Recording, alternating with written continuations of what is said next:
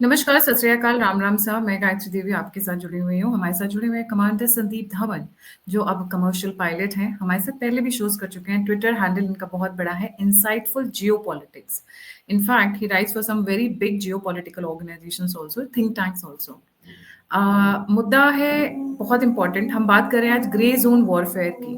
देखिए, सारी लड़ाइयाँ सामने से नहीं लड़ी जाती हैं। लड़ाइयाँ हमेशा 2 तरीके से होती हैं। अगर आप चाणक्य की तरफ जाते हैं, तो चाणक्य ग्रे ज़ोन वॉरफेयर में सबसे निपुणते हैं। पीछे से जितनी आप सेटिंग कर सकते हैं, जितना आप हैंडल कर सकते हैं चीज़ों को, उतना सामने आने पे नहीं होता है। और वैसे भी वो ज़माना चला गया जब फेस टू फेस वॉर होती है या हाथापाई होती है या आर्मीज़ लाकर खड़ी करके आर्मीज़ की वॉर होती है, गॉन आर द डेज़। अब पीछे से लड़ाइयाँ लड़ी जाती हैं, जिसको टर्म ग्रे ज़ोन वॉरफेयर कहा जाता है। कुछ इसी चीज़ में निपुणता है कुछ एक ऑर्गनाइज़ेशंस की, जैसे सीआईए की, केजीबी की, एमआई6 की, चाइना की फॉर दैट मैटर। चाइना की एक्सपर्टीज़ ही वही है क्योंकि वो कभी सामने आके लड़ते नहीं हैं। अभी रिसेंटली बैंगलोर में ऐसी चीज़ें कुछ हो रही हैं जिनकी तरफ ध्यान देना बहुत ज़रूरी है, and they are a part of big strategy, big strategy. Sandeep, a very warm welcome on the show. The platform is yours. नमस्कार, Sat Sri Akal and thank you so much once again कि यहाँ पे आ पाए और आपसे बातचीत कर रहे हैं। तो इससे पहले कि मैं बैंगलोर के बारे में बात करूँ, थोड़ा सा ना हिस्ट्री में चले जाते हैं हम लोग। बैकग्राउंड में जाके देखते हैं कि शुरू से क्या हो रहा है। तो यू विल बी सरप्राइज कि इंडिया जो है अपॉर्चुनिटीज या तो मिस करता रहा है और या फिर उसको सैबोटैज करते रहे हैं लोग। जैसे कि रेयर अर्थ एलिमेंट्स हैं, तो रेयर अर्थ एलिमेंट्स पे इस समय चाइना का जो है वर्चस्व जो है वो 85 to 90% जो है उनका है। लेकिन अब यू विल बी सरप्राइज कि 70s में रेयर अर्थ एलिमेंट्स के ऊपर भारत ने काम करना शुरू कर दिया था एंड इंडिया जो है वो 5th लार्जेस्ट जो ये रेयर अर्थ एलिमेंट्स हैं इनका होल्डर है। मतलब कि हमारे जो धरती में और जो हमारे समुद्र के तट पे ये रेयर अर्थ एलिमेंट्स जो हैं ये फैले हुए हैं। लेकिन उसके बाद क्या हुआ, अभी 85 to 90% जो है रेयर अर्थ एलिमेंट्स जो है हम चाइना से मंगवाते हैं। सेम कहानी आप ले लीजिए, जो मेडिसिन जो हैं उसमें जो एक्टिव इंग्रेडिएंट्स जो होते हैं उसको एपीआई कहते हैं, फार्मास्यूटिकल इंग्रेडिएंट्स। हम इस समय ऑलमोस्ट सेम वंस अगेन बहुत ही हाई रेशियो में चाइना के ऊपर डिपेंडेंट हैं और वो वहीं से आ रहे हैं। और ये सारा जितना भी रॉड जो है, जितनी भी चीजें हैं, ये सब 80s 70s एंड 80s में शुरू हो गया था। हम हालांकि बात करते हैं ना 90s में शुरू हुआ, नहीं 90s में नहीं शुरू हुआ था, उसके पहले ही शुरू हो गया था। 90s में तो बिजनेस इंडिया से बाहर जाना शुरू हो गया था सिस्टमेटिकली, और वो क्यों हुआ था वो अलग कहानी है, उसके बारे में कभी बात करेंगे। फिर आता हूं मैं आपको, जो आज एक बहुत बड़ा मुद्दा बना हुआ है और भारतीय सरकार ने इसके ऊपर एकदम से आप कह लीजिए कि एक युद्ध छेड़ दिया है, वो है सेमीकंडक्टर्स। तो सेमीकंडक्टर्स 60s में एक फेयर चाइल्ड करके कंपनी थी यूएसए की, वो आई और उन्होंने ऑफर किया भारत को कि भाई आप अपने यहाँ पे फैक्ट्री लगाइए, हम आपको असिस्ट करेंगे। और for some strange reason okay उसको मना कर दिया गया, वो साउथ ईस्ट एशिया चले गए और वहां पे उन्होंने कहीं पे फैक्ट्री डाली। बहरहाल इंडिया जागा, ऐसी बात नहीं है, 84 में इंडिया जागा और यहाँ पे सेमीकंडक्टर कॉरपोरेशन लिमिटेड करके मोहाली में एक फैब यूनिट डाली गई और उसके ऊपर बहुत अच्छी तरीके से काम शुरू हो गया। लेकिन दुर्भाग्यवश कह लीजिए या एक सैबोटेज कह लीजिए या एक सोची समझी साजिश कह लीजिए कि उसको 89 में वो यूनिट जल गई और उसको लोग तो कहते हैं कि जलाई गई एक बहुत ही सूझे समझे तरीके से। और उसके बाद भारत कभी उठ ही नहीं पाया और सेमीकंडक्टर्स जो थे वो ताइवान और चाइना की तरफ चले गए। और यू विल बी अमेज्ड कि चाइना और ताइवान इस समय बेबी स्टेप्स भी नहीं ले रहे थे 89 में, जबकि भारत इस समय ऑलरेडी कई जनरेशन जो था, केवल एक जनरेशन जो था यूएसए से पीछे था सेमीकंडक्टर्स में। तो इतना बड़ा जो ये षड्यंत्र जो है, ये आज की बात नहीं है और ये 90s की बात नहीं है, 2000 की बात नहीं है, ये 70s एंड 80s से चला आ रहा है। तो अब जो आज सुबह हमें पता लगा है और कल रात को या शाम को जो दुर्घटना हुई है, एक्चुअली ये रात और दिन के बीच में करीब कुछ समय पे घटना हुई है। और ये बहुत बड़ा एक झटका है भारतीय जो स्टार्टअप जो हैं, जो कि क्योंकि बैंगलोर अगर आपको अगर याद हो तो भारत का एक स्टार्टअप कैपिटल माना जाता है। मतलब अगर आप मुंबई, दिल्ली, एनसीआर या हैदराबाद इन सबको कंबाइंड भी कर दें, उससे ज्यादा जो स्टार्टअप्स जो हैं वो बैंगलोर में यहाँ पे शुरू होती हैं हर साल। हालांकि उसमें थोड़ा सा एक झटका लगा है बैंगलोर को भी, क्योंकि 2024 ऑनवर्ड्स 61% यहाँ पे रिडक्शन हो गया है जो इन्वेस्टमेंट्स आ रही थी स्टार्टअप्स में। लेकिन उसके बाद भी जो लास्ट ईयर की जो रैंकिंग है, वर्ल्ड रैंकिंग, उसमें बैंगलोर जो है 21 नंबर पे रहा है, जबकि 2015 onward it has always been 18, 19, 20 like that. Okay, तो बहुत ही ये एक बड़ा अचीवमेंट है, जबकि दिल्ली जो है वो 24 नंबर पे है और मुंबई तो बहुत ही पीछे है। तो ये एक सोची समझी साजिश इसलिए कह रहा हूं क्योंकि अगर आप पिछले साल को लें 2024 को, तो उस समय यहाँ पे आईफोन की जो फैक्ट्री थी उसमें एक बहुत भीषण, हाँ जी, जिस कॉन्टेक्स्ट में हम बात करें और क्यों हम ये तार से तार जोड़ रहे हैं, that is fire breakout in 130 labs in Bangalore bio invention centre. तो हम बाकी की चीजें भी पॉइंट बाय पॉइंट बता रहे हैं। Towards the end will be concluding bio invention centre क्यों चाइना के आंख की किरकिरी बना हुआ है। जी संदीप सिंह। या सो मैं कह रहा था कि ये साजिश जो है, जैसे आपने बिल्कुल बिगनिंग में बताया कि एक वॉर विदाउट फाइटिंग वॉर चल रहा है। तो आपकी अगर इकोनॉमी को डिस्ट्रॉय कर दिया जाए, आपकी आपको जो सप्लाई बाहर से आ रही है जिसके ऊपर आपका बिजनेस डिपेंडेंट है, उसको डिस्ट्रॉय कर दिया जाए या उसमें ऑब्स्ट्रक्शन लगा दिया जाए, आपकी इंटरनल डिस्टर्बेंस कर दी जाए। मैंने अभी एक आर्टिकल लिखा है 2025 के ऊपर कि internal and external threats to India के ऊपर, जो कि 1 लाख से ऊपर, ऑलमोस्ट 1.6 लाख के ऊपर उसकी रीडरशिप हो गई है। तो वो जो है पूरा एक सिस्टम मैंने उसमें समझाया है कि कैसे हो रहा है, कैसे उसमें यूएसए था, जैसे आपने सीआईए का नाम लिया, या चाइना की एमएसएस हो गई, या हर जो डिफरेंट डिफरेंट कंट्रीज हैं उनकी ब्रिटेन की MI5, MI6, ये सब उसमें इन्वॉल्व रहती हैं और ये आपको सेबोटेज करती हैं। तो वापस आता हूं मैं बैंगलोर के आईफोन फैक्ट्री की तरफ। याद रखिए, बैंगलोर की जो आईफोन फैक्ट्री है और रादर इंडिया का जो टोटल प्रोडक्शन जो है इस समय 14 बिलियन से क्रॉस कर रहा है, जो एक्सपोर्ट्स हम यहाँ से भेज रहे हैं बाहर, और टोटल प्रोडक्शन। तो ये चीन के लिए ये बहुत बड़ा झटका है, क्योंकि उनकी जो इकोनॉमी है ऑलमोस्ट 38% जो है वो एक्सपोर्ट्स पे ही डिपेंडेंट है। और इस फैक्ट्री में, ये हुसूर में फैक्ट्री है बैंगलोर के पास में, वहां पे मेजर मेजर फायर लगी थी। इनफैक्ट उसके भी 4 साल पहले अगर चले जाएं आप, तो वहां पे एक मेजर लेबर अनरेस्ट भी कराया गया था, जो कि बहुत ही सोचे समझे तरीके से कराया गया था, जिससे कि भारत की जो छवि है वो विश्व में खराब हो जाए कि भाई यहाँ पे आप बिजनेस नहीं कर सकते हैं। तो ये जो वॉर विदाउट फाइटिंग वॉर जो है कॉन्सेप्ट, ये हर आप लेवल पे देखेंगे। Okay, so it is called war by all means. हर तरीके से आप युद्ध करिए। आपके पास सैनिक से युद्ध करने की जरूरत नहीं है, वो करेंगे भी नहीं शायद, जैसे आपने बिल्कुल बताया कि चीन हो सकता है कभी युद्ध करे ही नहीं, जो काइनेटिक वॉर जिसे कहते हैं हम, बट उसके अलावा हर तरीके से वो वॉर करेंगे। आप यू विल बी सरप्राइज कि चीन की बहुत सारी, ब्रिटेन के आसपास जो है, इंग्लैंड के आसपास, वहां पे जो रिग्स होती हैं, ऑयल रिग्स और ये सब होती हैं, ये चीन मेंटेन करता है उसमें। और उन्होंने डिक्लेयर किया हुआ है कि wherever our people are there and we are leading that place, that territory belongs to us। तो इसका मतलब जो ब्रिटेन के EEZ में जो चीनी लोग ये रिग्स की मेंटेनेंस और उस पे काम कर रहे हैं, उन्होंने उसको अपना टेरिटरी डिक्लेयर कर दिया है। तो जस्ट इमेजिन कि अगर ये भारत में आते हैं बड़ी संख्या में, दैट इज द रीजन जो है भारतीय सरकार ने इनके ऊपर पाबंदी लगा दी थी कि चीनी जो है भारत में नहीं आएंगे।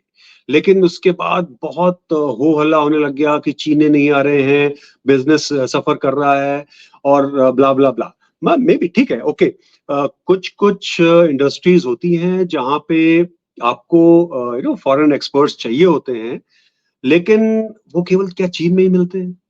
अब आप आईफोन तो ये एक्सपर्ट्स क्या केवल चीन में होते हैं, ऐसा तो कुछ है नहीं।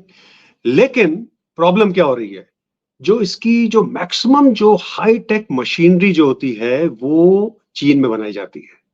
तो रिसेंटली चीन ने उसको भारत में एक्सपोर्ट करना बंद कर दिया उसका। फिर कुछ एक्सपर्ट्स जो हैं इस पे काम करते हैं भारत में आके, वो उनके आने की जो है पाबंदी लगा दी गई। और यही नहीं, जो भारत में जो एक्सपर्ट्स थे चीन के आए हुए इन फैक्ट्रीज में थे, उनको भी रिकॉल कर लिया गया।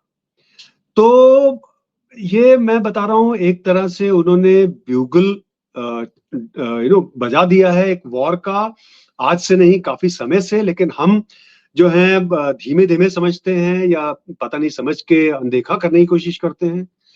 और इसमें अगर जैसे वो बॉर्डर पे जैसे पीछे हटे हैं ईस्टर्न लद्दाख में, तो साथ साथ ही उन्होंने अक्साई चिन में एक पूरी काउंटी डिक्लेयर कर दी है, जो कि हमारा ही पूरा क्षेत्र है। तो ये बहुत समझने लायक बात है कि भाई उनका जो युद्ध करने का तरीका है वो अलग है और वो उस पे अमल है। तो वापस आते हैं हम, जो बायोटेक इनोवेशन सेंटर है, बैंगलोर बायोटेक इनोवेशन सेंटर, उसको बीबीसी कहते हैं शॉर्ट में। यहाँ पे बहुत तरीके की रिसर्च चल रही थी और हंड्रेड्स ऑफ स्टार्टअप्स जो हैं वहां पे, उनकी अलग अलग बहुत सारी लैब्स हैं और उनमें रिसर्च चल रही थी। नाउ बिकॉज ये बायो टेक सेंटर्स हैं, बायो इनोवेशन वाले लैब्स हैं, उसमें स्टार्टअप्स हैं, तो उनके पास इनफ्लेमेबल मटेरियल होता है, उसमें कोई दो राय नहीं है। लेकिन उनको कंट्रोल करने का, first of all because the centre is aware, और जो उसका जो जब कंस्ट्रक्शन किया गया होगा तो उसके पीछे एक्सपर्ट्स रहे होंगे, उन्होंने अपनी राय दी होगी, तो उनके पीछे बहुत बड़ी संख्या में उनको सप्रेस करने का, उनको स्टोरेज का, हर तरीके का एक सिस्टम होता है। तो ये नहीं है कि जैसे आप स्कूल की लैब, आप स्कूल की लैब में भी बहुत सारे इन्फ्लेमेबल आइटम्स होते हैं। तो ये तो है नहीं कि हर स्कूल की लैब में आग लगती रहती है, ऐसा नहीं होता है। वहां पे बच्चे एक्सपेरिमेंट कर रहे होते हैं, वहां पे ऐसी कोई हाई टेक फैसिलिटी भी नहीं होती है टू कंट्रोल द फायर, अगर कुछ फायर लग जाए। Forget about basic fire extinguisher, वहां पे मे भी होता है कि वो भी नहीं होता है, I am not very sure today. But ये जो सेंटर्स हैं इनमें बहुत ही हाईटेक फैसिलिटीज होती हैं, लेकिन आग इतनी भयंकर लगी है कि 5 घंटे तक जो फायर टेंडर्स आए हुए थे वो फायर फाइटिंग करते रहे, तब जाके कंट्रोल में आई है ये फायर। ओके, जो अभी तक का जो एस्टिमेट है कि सेकंड फ्लोर तो बिल्कुल खत्म हो गया है, और उसके अलावा फर्स्ट एंड ग्राउंड फ्लोर पे भी बहुत ज्यादा असर हुआ है, और हंड्रेड्स ऑफ लैब्स जो हैं वो अफेक्टेड हैं, और कुछ तो कंप्लीटली गटेड हैं, बिल्कुल नष्ट हो गई हैं, समझ लीजिए। तो 150 हाँ जी, 150 बायो लैब्स। हाँ, तो 150 बायो लैब्स वहां पे डिस्ट्रक्शन का बताया जा रहा है, लेकिन सारी की सारी वो 150 करोड़ है एक्चुअली, जो आप बात कर रही हैं। और लैब्स भी बायो लैब्स भी हैं वहां पे, दे आर अराउंड, सॉरी 120 है, नॉट 150, हाँ 120 या राइट। तो 120 के आसपास बायो लैब्स हैं, और जो लॉस हुआ है वो बहुत ही ह्यूज हुआ है इमीडिएटली, 150 करोड़ का। लेकिन जो आने वाले समय में जो इनोवेशन स्लो हो जाएगा, जो क्योंकि इन्होंने ये केवल भारत के साथ ही नहीं कर रहे थे, ये विदेश की बहुत बड़ी बड़ी जो लैब्स हैं उनके साथ कोलैबोरेट कर रहे थे, तो इनके पूरे रिकॉर्ड्स डिस्ट्रॉय हो गए हैं, इनके जो सैंपल्स हैं वो डिस्ट्रॉय हो गए हैं। सो it is a big setback, ये आपको मैं बता दूं। और हम वेट करेंगे कि गवर्नमेंट इसके ऊपर स्टेटमेंट दे और बताए कि कितना बड़ा लॉस हुआ है, क्योंकि इनफैक्ट यहाँ पे जो कर्नाटका के जो मिनिस्टर थे वो इनॉग्रेशन करने वाले थे एक नई लैब का, और वो तो पीछे रह गया, जो पुरानी वाली थी वही जल गई। और इनफैक्ट मिनिस्टर जब गए वहां पे तो इनफैक्ट उन्होंने इंस्पेक्शन किया जो वहां पे क्षति हुई है। तो ये बहुत बड़ा एक झटका लगा है। Sandeep ji, because I have done masters in sciences and मैं लैब्स में जो प्रोटेक्शन होती है that is not one layer. पहली बार तो जितने भी इनफ्लेमेबल केमिकल्स होते हैं उनको एक हैजार्ड वाला जो साइन है वो बनाकर वहां रखा जाता है, ठीक है। उसके अंदर भी उनको ऐसे कंटेनर्स में रखा जाता है कि वो जल्दी से स्पिल ओवर ना हो। बहुत एयर टाइट कंटेनर्स में रखा जाता है बिकॉज कुछ एक इनफ्लेमेबल केमिकल्स ऐसे होते हैं जो हवा के उसमें आते ही वो जलने लग जाते हैं। Absolutely. They are so inflammable, इतना ज्यादा जलने वाला उनका प्रवृत्ति होता है। नाउ अब the thing is that it is not possible कि बिना किसी एक्सटर्नल उसके 120 बायोलैब जल जाती है, स्पेशली वो जो हेल्थ केयर में काम कर रही थी, स्पेशली वो जिससे चाइना को मिर्ची लग रही थी, स्पेशली वो जिनकी इनोवेशन से आने वाली बीमारियों का इलाज हो सकता था। तो चाइना ने कोरोना तो पूरी दुनिया में फैलाया ही फैलाया, इनको तो मिर्ची लगनी एब्सोल्युटली, थी। चाइना दैट इज इन्हीं सारे राइट। वॉरफेयर के लिए जाना जाता है। और इनफैक्ट जब कोरोना के टाइम भी भारत जो था इस समय जी, वैक्सीन जो सो था पूरे विश्व में भेज रहा था, और one of the leading manufacturer of vaccine था भारत उस समय। तो ये बहुत बड़ा झटका लगा यहाँ पे, इसी पे नहीं, एग्रीकल्चर के ऊपर, bio agriculture, various kind of nutrition, industrial biotechnology, integrated veterinary, bio IT, bio electronics, blue economy, और बहुत सारी चीजों के ऊपर यहाँ पे रिसर्च चल रहा था, जिसको बहुत बड़ा झटका लगेगा। और उससे ज्यादा जो है ये मेनली इकोनॉमी को इफेक्ट करेगा, क्योंकि भारत जो है 5 ट्रिलियन इकोनॉमी की तरफ एम कर रहा है और बहुत तेजी से दौड़ रहा है। और इसमें आपको इस समय बता दूं कि जो चाइना को जो लोग कह रहे थे कि 2020 में यूएसए को क्रॉस कर जाएगा, नहीं किया। फिर उन्होंने कहा कि ये 2022 में करेगा, फिर 2024, अब 2028 कहा, और उसके बाद 2036 तक चले गए हैं। और लंदन स्कूल ऑफ इकोनॉमिक्स और टोक्यो की एक ऑर्गेनाइजेशन है जिसने कहा है कि शायद चीन यूएसए को कभी क्रॉस ही नहीं कर पाएगा। एक संस्था ने कहा है कि 2057 में चीन यूएसए को क्रॉस करेगा फॉर करीब 2 डिकेड्स, लेकिन उसके बाद वापस गिर जाएगा, और 2081 तक भारत जो है वो वर्ल्ड की लीडिंग इकोनॉमी बन जाएगा। तो ये रिसर्च होती रहती है, और इसके ऊपर ये मैं बता दूं आपको कि चीन को दाद देनी पड़ेगी आपको कि वो हर चीज को बड़े गौर से और गंभीरता से लेते हैं।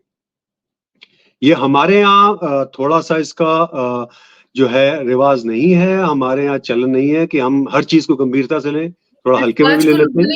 रिसर्च को लोगों ने कब सीरियसली लिया? जब कोरोना आया, उससे पहले हर कोई सही। हल्के में लेता था। हेल्थ केयर पूरी दुनिया में भारत के हेल्थ केयर की दाद दी जाती है। इनफैक्ट बहुत सारे फ्रेंड्स हैं, जानने वाले लोग हैं जो चाहे डेंटल इम्प्लांट हो, डेंटिस्ट हो, डॉक्टर्स हो, सब भारत आगे कराते हैं। सस्ता, सुंदर, टिकाऊ, मतलब तो एक्चुअली भारत तो या नो इट इज, भारत जो है इस समय लीडिंग, उसको कहते हैं मेडिकल टूरिज्म।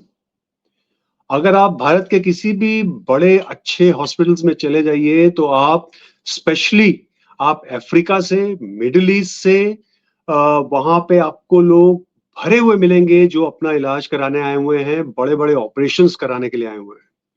तो ये भारत तो इस समय लीडिंग है इस समय हेल्थ केयर प्रोवाइड करने में वर्ल्ड में।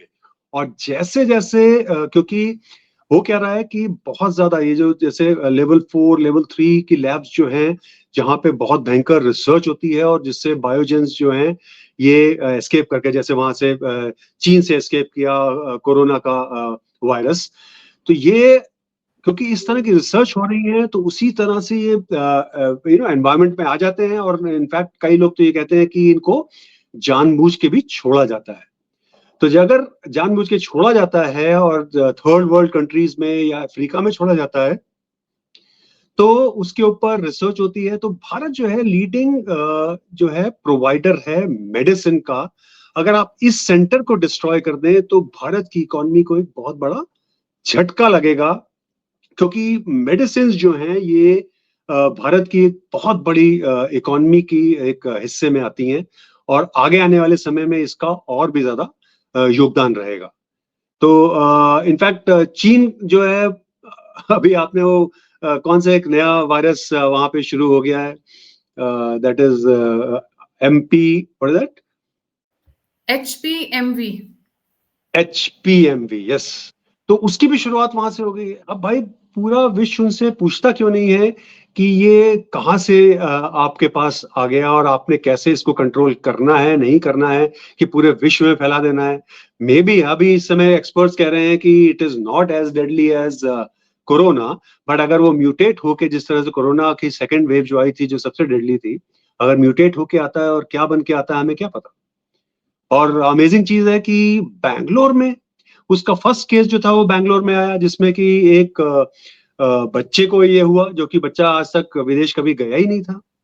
और उसके बाद एक और दूसरा केस आया, 3 केस जो अभी तक डिक्लेयर हुए। 2 केसेस आए थे बैंगलोर में। बैंगलोर में ये बहुत ईज़ी है इनॉक्युलेट करना बाहर से लेकर आने के लिए, क्योंकि बैंगलोर से चाइना या बाकी जगह पे फ्लाइट्स बहुत कॉमन है। It's very normal thing there, right? इतना बल्कि दिल्ली से नहीं है, जितना बैंगलोर से है। बैंगलोर, कलकत्ता, इन सब एरिया से उधर जाते हैं। तो 2 केसेस आए थे, तब भी मेरे कान खड़े हो गए थे। And remember, Bill Gates also visited Bangalore, and he knows IT capital है, स्टार्टअप कैपिटल है, और That's one of right. The capital पे हर किसी मनी वाइज बहुत इंपॉर्टेंट है। Absolutely. जो जी। तो भारत का जो ये, अगर आप इस तरह के ये वायरस डालने की कोशिश की गई है, अगर माना जाए कि कोशिश की गई है भारत में भी, क्योंकि जो मैंने वीडियोस देखे थे, चीन से तो वीडियो निकलते नहीं है, लेकिन हांगकांग से वीडियोस निकल जाते हैं। तो वहां पे हॉस्पिटल्स में लाइनें लग गई थी इस जो ये लेटेस्ट वायरस आया है इसके चक्कर में, क्योंकि लोगों को बहुत ज्यादा परेशानी थी। लकीली उन 2 केसेस के बाद या तो लोगों ने उसको नॉर्मल फ्लू की तरह लिया है और रिपोर्ट नहीं किया है, या फिर अभी तक इतनी वाइड स्प्रेड तरीके से ये आया नहीं है। लेकिन इस तरह के झटके जो हैं, जैसे इस तरह ये फायर है या अनरेस्ट है या लेबर अनरेस्ट हो गया, स्ट्राइक्स हो गई, ये बहुत पुराने तरीके हैं, और भारत को सजग रहना पड़ेगा। आसान आसान हाँ, बहुत पुराने। आसान है, ये बहुत आसान है। अगर आप और ले लेते हैं भारत, अगर आप ये सोचिए कि 10-15 हजार के लिए भारत के लोग, हमारे खुद के लोग जो हैं, अगर यहाँ के मिलिट्री सीक्रेट्स को बेच देते हैं या मैप्स को बेच देते हैं, या एक फेसबुक पे एक फ्रेंडशिप के चक्कर में ऐसा कुछ कर देते हैं, तो जस्ट इमेजिन कि बाकी चीजों का क्या हाल होएगा अगर इतने सस्ते तरीके से भारतीय जो हैं वो अपने सीक्रेट्स बाहर निकाल देते हैं। तो बस मैं तो यही कह के एंड करूंगा कि इसको, कि ये it is a big setback जो भारत के लिए, और बैंगलोर का जो स्टार्टअप एनवायरनमेंट है और बायोटेक एनवायरनमेंट है, क्योंकि ये बहुत बड़े तरीके पे वहाँ पे बहुत रिसर्च हो रही थी, और इन स्टार्टअप्स को वापस उठने में बहुत टाइम लग जाएगा, और उसमें हो सकता है कुछ कुछ बंद भी हो जाए, क्योंकि ये सैबोटेज मेरी तरफ से तो सैबोटेज लग रहा है। अब भारतीय सरकार जो है और कर्नाटका की सरकार जो है, ये अपना इसके वो करके कर्नाटका की इन सरकार क्यों कर रही थी? नहीं संदीप जी, आप बहुत बोले हैं। कर्नाटका की सरकार कौन चलाता है? कांग्रेस चलाती है। उनके उनके जो शहजादे हैं वो तो खुद एमओयू साइन कर आए हुए हैं। बताइए, उनका बस चला हाँ, होता तो उन्होंने लद्दाख चीन पूरा लद्दाख और अक्सर चीन जो भारत का हिस्सा पूरा गिफ्ट कर दिया था चाइना को। तो वो गिफ्ट काहे कर को दिया। आवाज उठाएंगे? वो तो बोलेंगे कि अच्छा चलो कोई बात नहीं, जो हो गया कोई बात नहीं, it's okay. So this because yeah the government matters, no? अगर ये योगी That's आदित्यनाथ the की yes. गवर्नमेंट में हुआ, हेमंत बिस्वा के, तो उन्होंने अब तक वाट लगा दी होती सारे ऑफिसर्स की। हुआ कैसे? पता करो। What is investigation? Okay, will refund you Absolutely. Again. Will help you set up the lab again. That would have been the response. 2 दिन पुरानी ये न्यूज़ है। अभी तक हमने सुना कर्नाटका की सरकार ने कुछ किया हो। वैसे भी राहुल गांधी जी अभी बड़े परेशान चल रहे हैं, दुखी चल रहे हैं। अरविंद केजरीवाल की पार्टी उनसे छीन रही है पूरा जो भी उनका वोट बैंक है, तो दुखियारे तो वैसे ही हैं। तो उनका Yeah, ध्यान तो yeah. दिल्ली में है। आपका क्या है, बनती बिगड़ती रहती है। नहीं होता, वहाँ से Yeah. वैक्सीन ही तो निकलेगी, वैक्सीन से होगा, जान बचेगी लोगों की। बचाने की क्या ज़रूरत है? ये 1.5 बिलियन पॉपुलेशन में कुछ एक निपट भी जाएँगे तो। That is the Yeah. attitude he has. Yeah. जी। Thank you so much Sandeep ji for joining. जाने से पहले Yeah. सभी Thank व्यूअर्स you से so रिक्वेस्ट है, please much. Like Yeah. Yeah. जी। Like, Bye subscribe, bye. Share करना नहीं भूलिएगा। और इसी के साथ जय हिंद, जय श्री राम, हर हर Mahadev. Thank you. Yeah. Jai Hind. Namaskar. Sat Shri Akal. Bye bye.